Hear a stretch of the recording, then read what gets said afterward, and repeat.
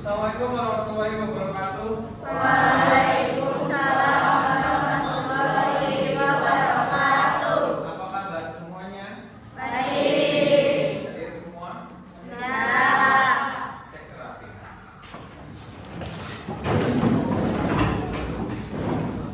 Jangan cek terapi dulu, cek terapi.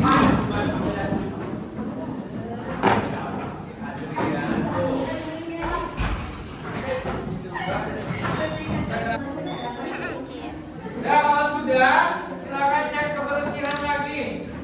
Buang sampahnya jika ada sampah. Jadi bangku banyak banget. Oke dulu, Adrian. Aini, Anggun, Arsen, Azizul, Kalista, Dava, mana Pak? Delia, Ega. Materi hari ini berpikir komputasional. Ya, berpikir komputasional, cara cerdas memecahkan masalah seperti Pernah mendengar kata berpikir komputasional? Apa yang ada di pikiran kalian tentang berpikir komputasional? Silahkan, ada yang tahu? Berpikir cepat katanya seperti komputer. Ada lagi? Sebelum kita masuk materi, untuk tujuan pembelajaran hari ini, peserta didik mampu memahami konsep berpikir komputasi sebagai cara penyelesaian masalah secara sistematis dengan bantuan komputer maupun tanpa komputer. Jadi yang namanya berpikir komputasional itu kadang banyak orang yang berpikir bahwa kita itu harus menggunakan komputer. Apakah ada hubungannya dengan komputer? Kita lanjutkan. Nah, kita sudah mulai masuk ke berpikir komputasional. Nah, berpikir komputasional bukan berarti kita harus menjadi robot atau berpikir menggunakan kode-kode yang ya. Nah, di sini berpikir komputasional adalah suatu metode atau cara berpikir yang memecahkan masalah rumit secara metodis, efisien dan logis, yang mirip-mirip dengan cara seorang ilmuwan komputer membuat sebuah program. Jadi, berpikir komputasional ini adalah keterampilan dasar yang berguna untuk semua orang, bukan hanya untuk programmer. Karena yang namanya berpikir komputasional ini kalian secara tidak langsung pernah atau sering melakukannya di dalam kehidupan sehari-hari. Hanya belum sadar itu termasuk kategori berpikir komputasional. Nah,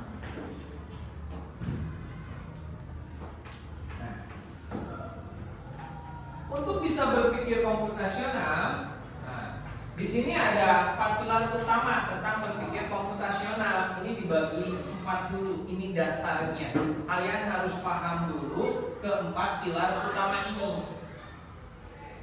Ketika kalian sudah paham tentang 4 pilar utama ini, 1 dekomposisi, 2 pengenalan pola, abstraksi dan algoritma, baru kalian bisa mulai belajar lagi tentang berpikir komputasional minimal di dalam kehidupan sehari-hari. Apa itu dekomposisi? Lanjut. Ada nasi goreng. Kenapa nggak ada hubungannya dengan komputer? Kok gambarnya malah nasi goreng? Kita bahas dekomposisi. Dekomposisi ini adalah proses membagi masalah yang rumit ya, dan besar menjadi komponen-komponen yang lebih kecil dan lebih mudah dikelola. Nah, tujuannya apa? Agar masalah tidak terlihat menakutkan dan bisa diselesaikan satu per satu. Contohnya apa? Ya ini di dalam kehidupan sehari-hari. Apa ini? Nasi goreng. Ketika Bapak suruh kalian tolong buatkan nasi goreng. Ini kalian berpikir, kumaha carana bikin nasi goreng? Apa saja bahannya? Ya, butuh apa saja. Nah, ini bagian dari dekomposisi. Bagaimana dekomposisi ini akan memecahkan satu masalah menjadi bagian-bagian terkecil. Contoh, ini nasi goreng. Kita pecahkan untuk membuat nasi goreng itu butuh apa saja. Ditulislah. Misalkan satu, ya. Misalkan satu ini dekomposisi. Kalian harus menyiapkan ini dulu. Nah, berarti nasi goreng itu terdiri dari nasi, ya kan? Ada bumbu, ada telur dan lain dibungkus. Kemudian apa lagi? Oh, nanti teh setelah ini teh harus ada misalkan bumbunya diapakan? Boleh iris bumbu. Jadi pecahkan dulu masalahnya satu ke bagian yang lebih kecil lagi. Ada menggoreng telur, menumis bumbu, mencampur semua bahan, makan dan yang lainnya. Nah, ini dekomposisi. Jadi dari nasi goreng ini akan dipecah-pecah lagi terus saja dipecahkan jadi bahan-bahan dari awal itu dekomposisi. Paham? Paham. Jadi dari satu masalah yang besar dia dipecah-pecahkan lagi, dibagi-bagi lagi. Oke.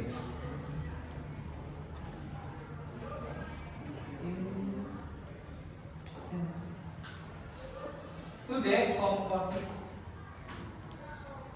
Nah, sekarang pengenalan pola. Tadi yang awal adalah dekomposisi. Sekarang pengenalan pola. Nah, pengenalan pola ini kemampuan untuk mengidentifikasi pola, tren atau pola dalam data atau di antara masalah-masalah kecil yang telah dipecah. Tujuannya membuat solusi menjadi lebih efisien jika kita menemukan sebuah pola. Kita bisa menyelesaikan masalah serupa dengan cara yang sama. Contoh. Nah, contoh sehari-hari. Saat membuat nasi goreng, langkahnya menumis bumbu. Memiliki pola yang sama. Panaskan minyak dulu, masukkan bumbu, aduk hingga pola ini juga bisa dipakai saat memasak mie goreng atau capcay.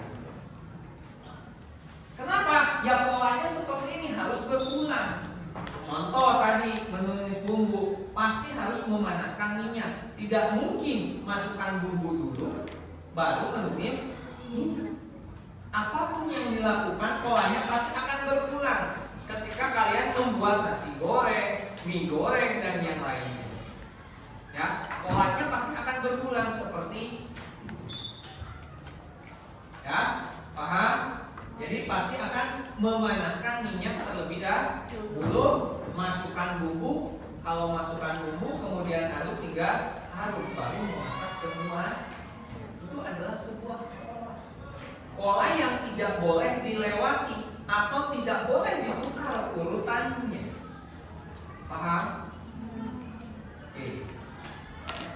Lanjut.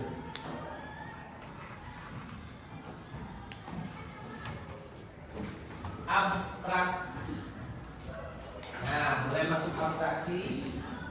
Ini adalah prosedur untuk menghilangkan data yang tidak relevan atau berlebihan dan berkonsentrasi secara eksklusif pada fakta-fakta yang paling krusial.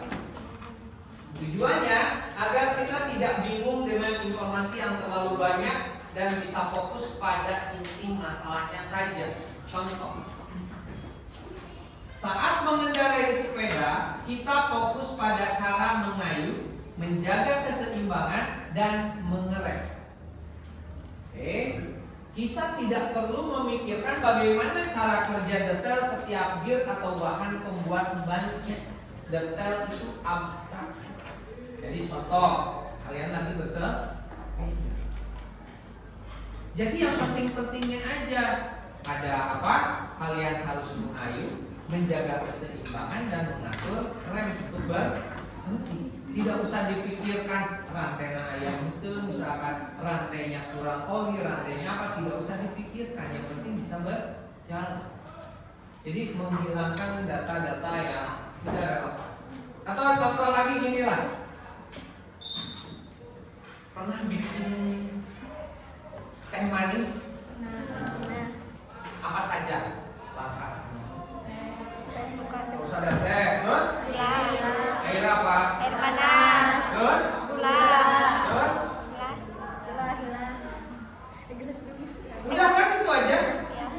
Tidak mempedulikan itu mau gelasnya warna merah, mau gelasnya warna putih. Intinya kalau untuk membuat teh manis dibutuhkan yang namanya teh, Gula. air panas, gula, teh, satu lagi yang paling penting takarannya.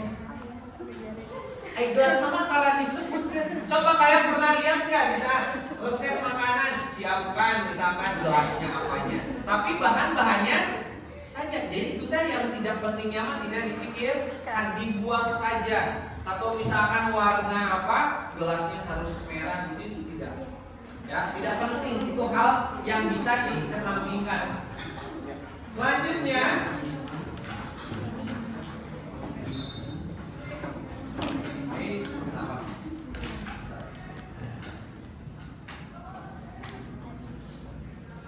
ini algoritma. Ini yang terkait. Apa sih algoritma ini? Pernah dengar kata algoritma? Pernah? Algoritma ini serangkaian langkah-langkah atau aturan yang jelas, oke, dan berurutan untuk menyelesaikan suatu masalah. Algoritma adalah hasil akhir dari 3 pilar sebelumnya. Apa saja? Yang pertama, pilar pertama apa? Komposisi. 2, pengenalan pola. Yang ketiga, abstraksi. Nah, dari semua itu akhirnya nanti akan dialgoritma. Seperti apa algoritma itu? Ini cirinya. Ciri algoritma apa? Urutannya jelas, tidak ambigu atau tidak memiliki arti ganda, harus jelas. Pasti berhenti setelah masalah selesai. Contoh. Contohnya yang pertamanya, apa itu? Resep masakan. Resep masakan, petunjuk perakitan, mainan, atau tutorial cara melakukan sesuatu. Contoh gini, apakah kalian pernah memasak? Tadi kan sudah ada dekomposisi, ada pengenalan pola, ada abstraksi. Nah, dijadikanlah sebuah algoritma. Urutannya harus jelas. Makanya contoh dalam sehari-hari adalah resep masakan. Coba di resep masakan. Pernah baca resep masakan? Berurut enggak? Rinci nggak perintah-perintahnya? Rinci. Itulah yang disebut dengan algoritma. Jadi di dalam kehidupan sehari-hari kalian sudah sebetulnya melakukan berpikir komputasional. Nah, berpikir komputasional ini karena kita suka, ya, suka mengerjakannya dalam kehidupan sehari-hari atau pernah melakukannya dan sering melakukannya. Apakah kita sudah bisa atau sudah ahli dalam berpikir komputasional? Tidak. Kenapa? Karena butuh dilatih untuk berpikir komputasional. Oke.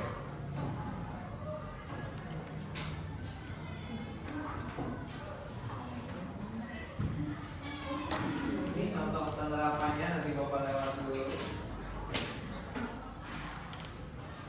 Nah, bahas ini tentang aja.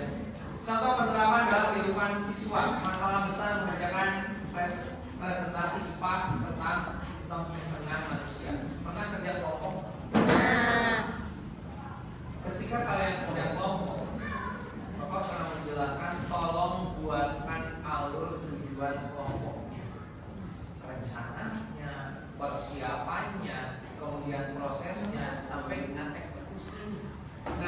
Di sini kalian disuruh mencari sistem pencernaan manusia. Iya.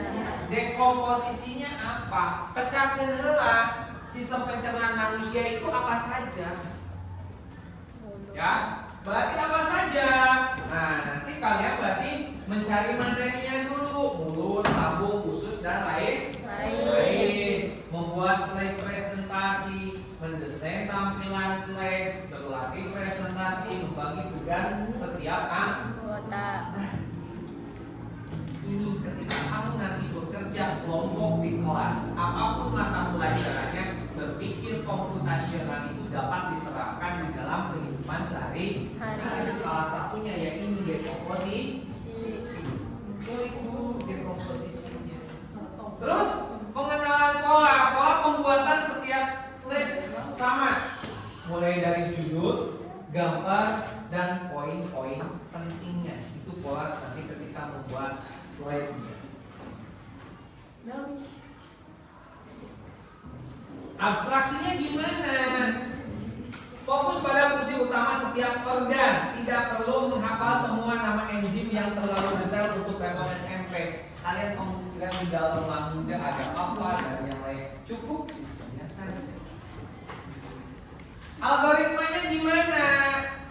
Nah, berarti nanti satu, pernah kan waktu Bapak suruh kerja kelompok yang tadi Bapak katakan,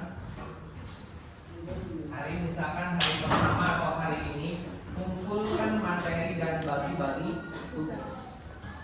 Bagi-bagi tugasnya apa? Tadi sudah ada, komposisi dan yang lain. Hari kedua sampai ketiga setiap anak membuat bagian slide-nya. Berarti dari apa? Misalkan dari satu kelompok ada 4 orang, ya. Ada 4 orang. Kalian bagi lagi, ya. Nah, misalkan yang satu bagian mulut, satu kerongkongan, terus semuanya dibagi-bagi. Nah, setelah setiap anak membuat bagian slide-nya, dari keempat ini sudah membuat semuanya, barulah menggabungkan dan mendesain slide digabung. Kira-kira waktunya lebih cepat apa lebih lama kalau gitu? Dari 4 materi dikerjakan sama 4 orang dengan dikerjakan 1 orang, cepat mana? 4 orang. Nah, makanya ketika kalian menggunakan ini berpikir komputasional, seharusnya setiap kegiatan yang kalian lakukan akan lebih efektif dan lebih efisien. Dan yang terakhir, kalau sudah selesai baru latihan presentasi. Seperti ini berpikir komputasional itu. Jadi kalian sudah melakukannya sebetulnya di kehidupan sehari-hari. Ketika Bapak menjelaskan tentang menginstruksikan untuk kerja kelompok, membagi tugas dan yang lain, itu sudah kategori masuk ke berpikir komputasional.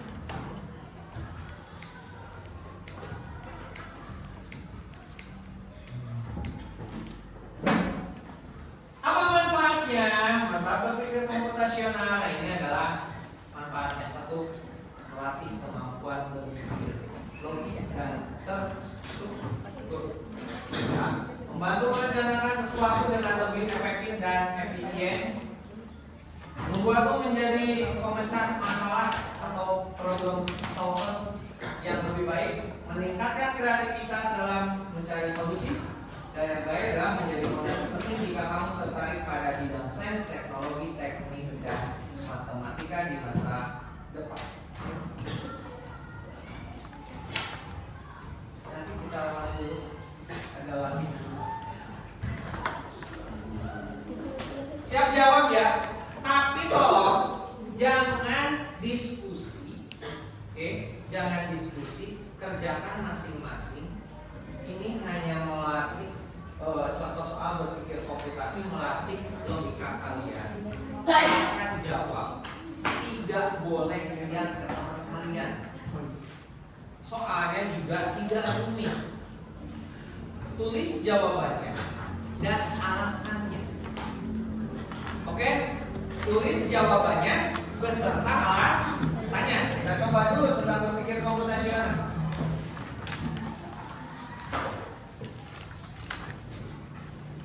Delia, maju pambaca kudela. Yang keras deh. Soal ya, sok deh. Di sebelah sana. Dalam bus studi wisata ada 3 kelompok anak yang akan diantarkan ke 3 tujuan berbeda. Bus berhenti pertama di restoran, lalu hotel, dan terakhir di museum. Hanya ada satu tempat penyimpanan koper di samping bus yang hanya bisa dibuka dari satu pintu. Supir bus ingin mengatur koper-koper penumpang sehingga mudah dikeluarkan. Bantu supir bus menentukan urutan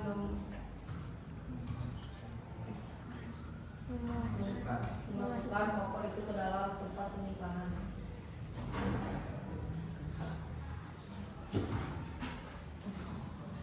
Pertanyaannya, baca. Koper kelompok anak mana yang dimasukkan terakhir? A. Anak yang ingin pergi ke museum. B. Anak yang ingin pergi ke restoran. C. Anak yang ingin pergi ke hotel. D. Yang manapun boleh. Udah kan? Jadi jangan nyontek sama Teman. Ini hanya belajar mengasah pola pikir kalian, berpikir logis. Oke? Mana jawabannya yang benar dan apa alasannya? Oke? Bapak beri waktu, bolehlah 5 menit. Nanti perwakilan beberapa orang ke depan untuk menjawab dan memberikan sebuah alasannya. Oke, terima kasih Delia. Tuh, baca dulu. Sok, kerjakan. Gak usah ditulis soalnya. Baca. Ketika kamu sulit untuk memahami, boleh dikonsep, boleh digambar di kertas. Bising bingung, Pak. Ini mobilnya misalkan, ini restorannya, ini hotelnya, ini museumnya. Dalam bus studi wisata ada 3 kelompok anak yang akan diantarkan ke 3 tujuan berbeda. Bus berhenti pertama di restoran, lalu hotel, dan terakhir ada di museum. Hanya ada satu tempat penyimpanan koper di samping bus. Bayangkan, berarti ada di bus satu ya tempatnya, yang hanya bisa dibuka dari satu pintu. Supir bus ingin mengatur koper-koper penumpang sehingga mudah dikeluarkan. Bantu supir bus menentukan urutan memasukkan koper itu ke dalam tempat penyimpanan. Sok bantuan supir bus nanti memasukkan barang-barangnya.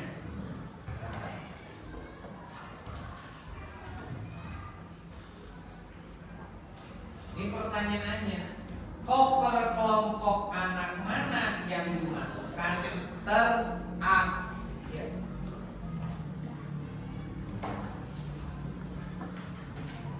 Sok tulis aja dulu untuk pertanyaannya.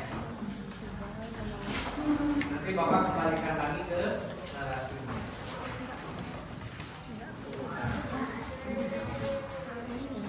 Jawabannya aja. Bisa.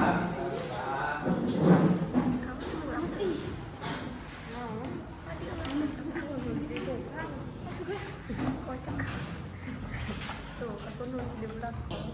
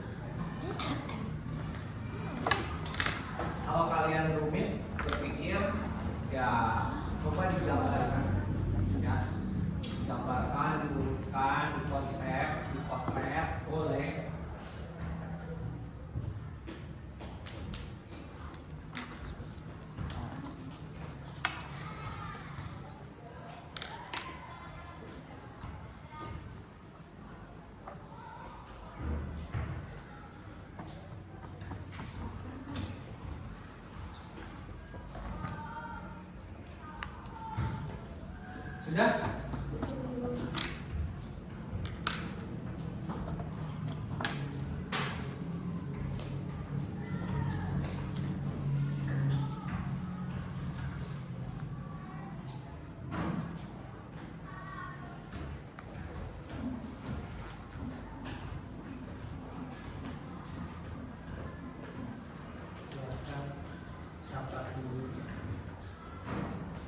Catat dulu pertanyaannya.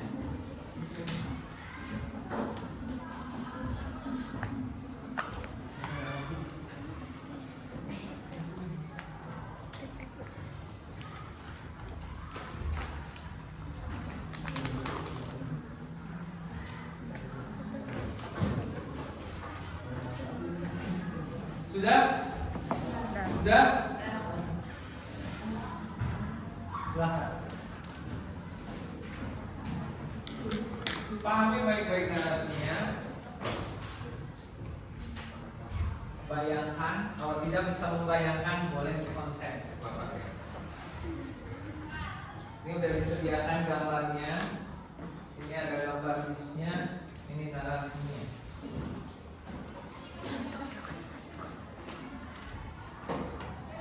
Tidak usah berdiskusi, jawab sendiri alasannya.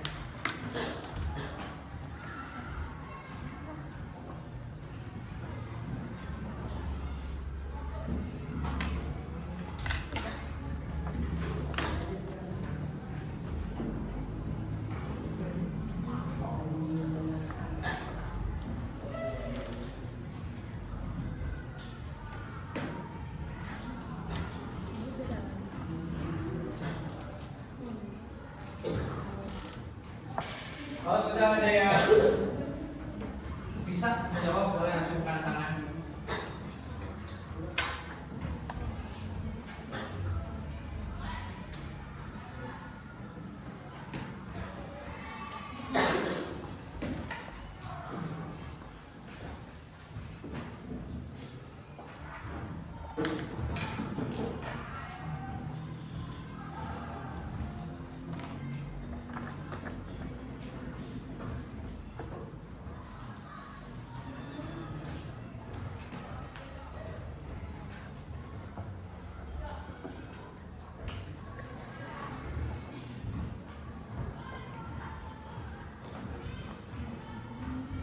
Kalian menata buku kalian, mana yang harus di bawah, mana yang harus di atas, mana bagian yang harus cepat diambil. Nah, itu kan bagian daripada berpikir komputer.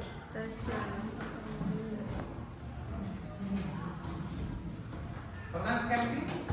Nah, Bawa pakaian? bawa Biasanya kan kalau misalkan kalian ingin menatanya, ini pakaian yang ini di bawah, ini yang di atas, ini yang di tengah, dengan alasan ini sering dipakai, ini buat ganti apa, ini buat apa, itu udah bagian daripada berpikir komputer. Tapi kalau misalkan pakai masuk aja semuanya, itu udah tidak menggunakan berpikir komputer.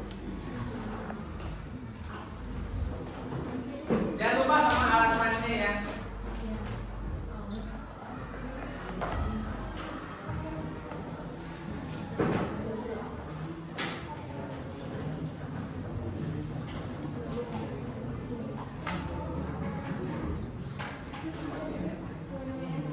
Udah ada jawabannya. Aduh dibaca. Balik di gambar atau di konsep cek pakai. Mana? Udah ada jawabannya. Udah ada sama alasannya.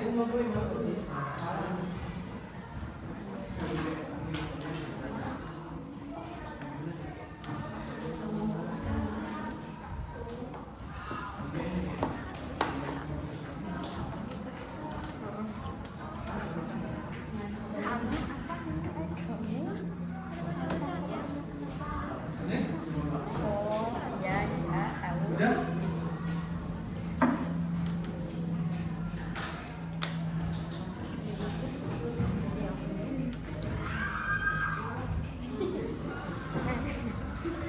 Aku makan.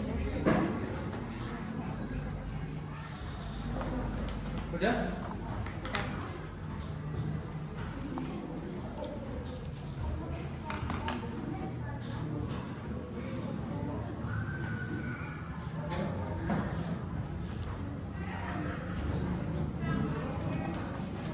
alasannya udah? Ji, udah?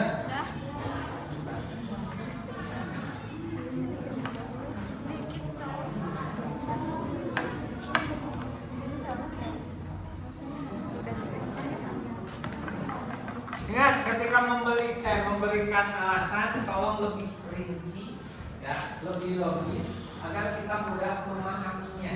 Oke? Diceritakan nanti itu paling bawah, nanti itu paling atas dan yang lain.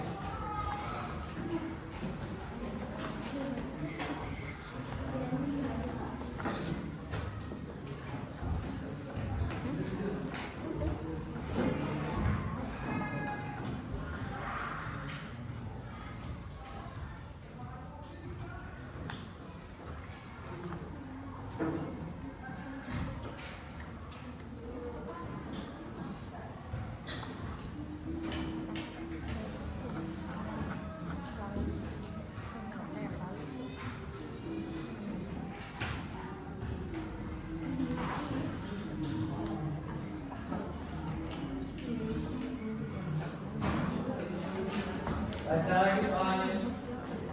Belajar lagi soalnya. Udah kita tunggu yang lain dulu. Gak apa-apa, salah gak apa-apa. Betul, alhamdulillah. Ya jadi masalah kalau nggak dijawab coba kalian masalah. Menjawab tanpa alasan sama dengan berarti harus ada alasan. Udah. Mana?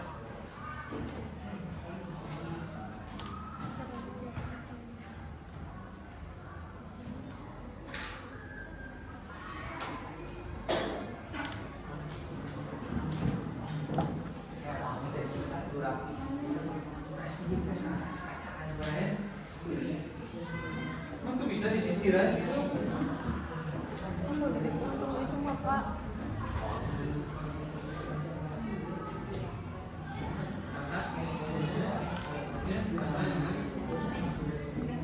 Tujuannya alasannya coba lebih dirinci lagi biar kamunya paham.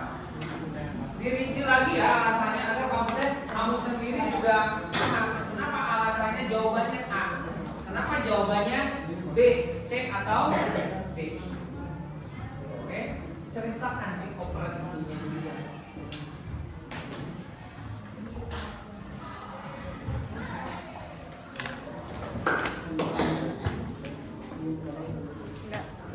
Udah.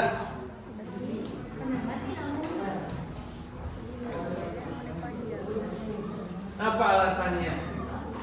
Tulis. Malas. Atunya aku udah ditulis.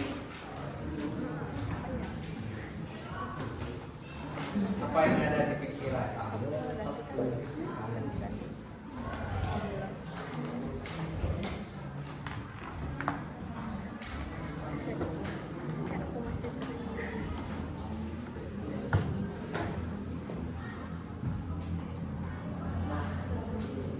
Sudah? Oke, kalau sudah Bapak minta perwakilan dulu. Bolehlah 2 orang. Perempuan 1 boleh, laki-laki 1. Ayo, siapa yang mau ke depan? Bapak akan tunjuk ngebaca semua udah. Alasannya ada yang udah rinci, udah bagus, ada yang kurang lengkap, tapi jawabannya benar. Boleh, nggak apa-apa. Ayo siapa? Gak akan ditunjuk. Jawabannya tadi udah beberapa udah banyak jawabannya yang benar. Alasannya sudah cukup. Tinggal keberanian kalian enggak untuk memaparkannya di depan. Ayo siapa? Jangan ditunjuk aja. Ayo, gak usah takut, gak usah malu. Urusan benar salah mah urusan belakangan. Yang penting mencoba saja dulu. Ayo. Dari sini? Mau? Ini? Kalista, coba kita dengarkan. Simak baik-baik ya. Jawabannya benar atau enggak ya? Kita simak aja. Jawabannya B, anak yang ingin pergi ke restoran. Alasannya? Karena kan soalnya anak yang belum di restoran itu paling pertama. Jadi kalau kopernya ditaruh di paling akhir, pasti koper itu ditaruh di paling dekat pintu buat ngebukanya. Jadi kalau diambil itu gampang. Benar enggak? Jawabannya. Benar enggak? Kata siapa? Alasannya betul kayak gitu. Coba baca lagi Kak. Ini masih ada ragu-ragu ya kayaknya juga. Stop. Lagi. Karena ia duduk paling pertama dan jika koper dia ditaruh paling akhir, otomatis koper akan berada di paling atas. Jadi jika diambil akan lebih mudah daripada yang ditaruh di paling awal. Betul nggak? Betul? Ada yang mau lain? Yang lain? Barangkali ada yang beda? Ada. Ketika kamu mendapatkan kesalahan, kamu hasil sendiri tidak apa-apa. Biar kesalahan itu tidak terulang. Ayo ada lagi nggak? Selain Kalista, tadi udah dijelaskan, sudah dijawab. Cing Yuri jawabannya sama nggak? Kalau jawaban bisa sama, tapi alasan berbeda. Beda ada. Oke. Jawabannya A, anak yang ingin pergi ke museum karena jaraknya paling jauh dibanding ke rumah makan dan hotel. Itu alasannya. Gimana ulangi? Bilang B. Jawabannya apa? A. Sama. A atau B? Oke, apa? Bisa kalau beda. Karena tujuannya paling Alisa. terakhir. Iya. Aku sampai Jawabannya apa Kak? B. Tujuannya paling terakhir. Yuri A. Oke, Cung yang jawabannya A. Cung yang A. Oke, yang A. 1, 2, 3, 4, 5, 6, 7, 8, 9, 10. Oke, Cung yang B. Lumayan. C. D. Anu tengah, Cung ini jawabannya nah. Cung yang A. Cung yang B. Oke. Berarti hanya ada tim A dan tim B. Ada Yuri dan Alista. Ciksahan betul. Kita urutkan saja ya. Antara A dan B. Ini apa ini teh? Bis. Nah, kita gambar aja ya untuk membuktikannya. Dalam bus studi wisata ada 3 kelompok anak yang akan diantarkan ke 3 tujuan berbeda. Bus berhenti pertama di restoran. Nanti berhenti dulu ke sini kan? Yang ke 1. Kemudian hotel. Ini yang kedua ya. Ya. Hotel. Terakhir di Museum. Nah, berarti tujuan 1, 2, 3. Hanya ada satu tempat penyimpanan koper di samping bus yang hanya bisa dibuka dari satu pintu. Berarti cuma bisa dibukanya di sini aja. 1. Ya. Supir bus ingin mengatur koper-koper penumpang sehingga mudah dikeluarkan. Jadi pas ngeluarin teh untuk diturunkan, ambil yang paling bawah. Jadi agar tidak membongkar semua koper yang lain. Bantu supir bus menentukan urutan memasukkan koper itu ke dalam tempat penyimpanan. Yang turun duluan di mana? Restoran. Berarti kopernya di bawah atau di atas? Di atas. Yang paling bawah siapa? Yang museum. Ini ya? Ya. Oke, tak kopernya di bawah. Ini koper nomor 3, berarti ke museum. Terus yang turun kedua di mana? Hotel. Ini kan? Ya. Yang turun pertama di mana? Restoran. Berarti Kopernya nomor. Jadi kalau ditumpuk seperti itu kopernya. Ya. Iya. Yang turun di museum dulu, kemudian di hotel dan di restoran. Kenapa? Ketika mobil melaju, sini, ya, dibukalah pintunya. Yang diambilnya yang mana? Nomor 1. Nomor 1. Berarti jawabannya apa? B. B. Berarti, nah alasannya seperti ini. Paham? Tepuk tangan untuk Kalista dan Yuri. Nah, untuk Kalista dan teman-temannya yang lain yang menjawab B, selamat sudah menjawab benar-benar. Kalian sudah bisa mulai berpikir komputasi. Tepuk tangan untuk kita.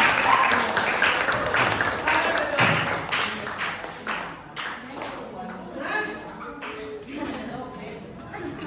itu yang disebut dengan berpikir komputasi.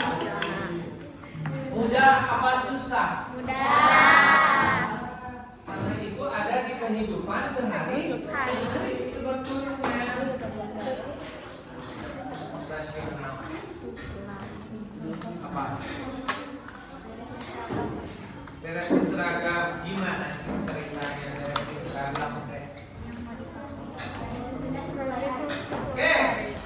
Tadi dikatakan berarti itu masuknya ke apa ya? Dekomposisi, abstraksi, pengenalan pola atau algoritma. Kira-kira menyusun tadi kata Kalista di rumah suka disusunlah siapa namanya baju atau pakaian seragamnya sesuai urutan hari. Minggu depannya sama nggak kayak gitu?